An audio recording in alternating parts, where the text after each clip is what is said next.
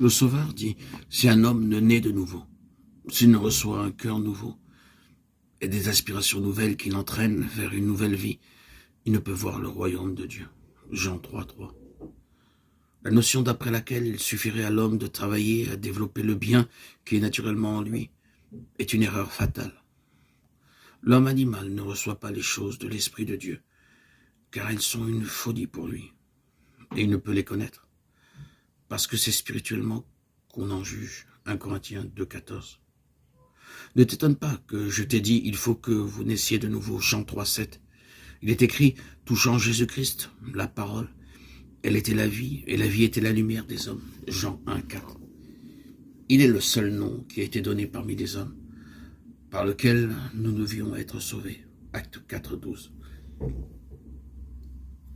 Il ne suffit pas d'entrevoir la bonté de Dieu, sa bienveillance, sa tendresse paternelle. Il ne suffit pas de discerner la sagesse et la justice de sa loi, de constater qu'elle est fondée sur le principe éternel de l'amour. L'apôtre Paul avait connaissance de tout cela quand il disait « Je reconnais que la loi est bonne, la loi est sainte, et le commandement est saint, juste et bon. » Mais il ajoutait dans l'amertume de son désespoir « Je suis charnel, vendu au péché. » Romains 7:16, 12, 14. Il soupirait après une sainteté et une justice qu'il se sentait incapable de réaliser, mais il s'écriait « Misérable que je suis, qui me délivrera du corps de cette mort ?» Romains 7:24. Tel le cri qu'on poussait en tout temps et en tout lieu les âmes écrasées par le sentiment du péché. Pour tous, il n'y a qu'une réponse. Voici l'agneau de Dieu qui ôte le péché du monde. Jean 1:29. Nombreuses sont les images par lesquelles l'Esprit de Dieu s'est efforcé d'illustrer cette vérité afin de la rendre claire aux âmes qui désirent être soulagées du fardeau de la culpabilité. Jacob, après avoir trompé Ésaü, s'éloigna de la maison paternelle, accablé par le sentiment de sa faute. Exilé et solitaire, banni, loin de tout ce qui avait donné du prix à sa vie. Ce qui l'accablait, c'était le sentiment que son péché l'avait privé de la communion avec Dieu et qu'il était abandonné du ciel. Entouré de collines silencieuses, la voûte étoilée au-dessus de sa tête, il se couche, désolé sur le sol nu pour y passer la nuit. Pendant son sommeil, il voit une lumière étrange envahir la plaine.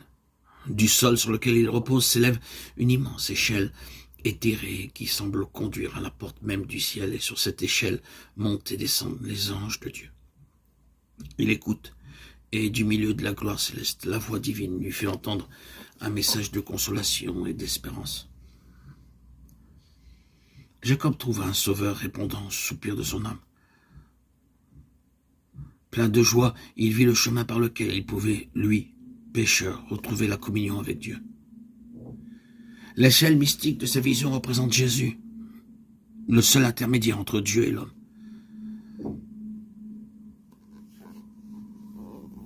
Dans sa conversation avec Nathanaël, le Christ se servit de la même image.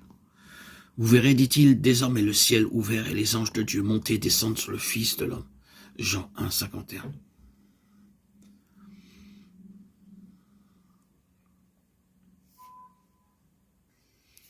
Par Jésus, l'homme déchu, faible et impuissant a pu de nouveau avoir accès à la source de la puissance infinie.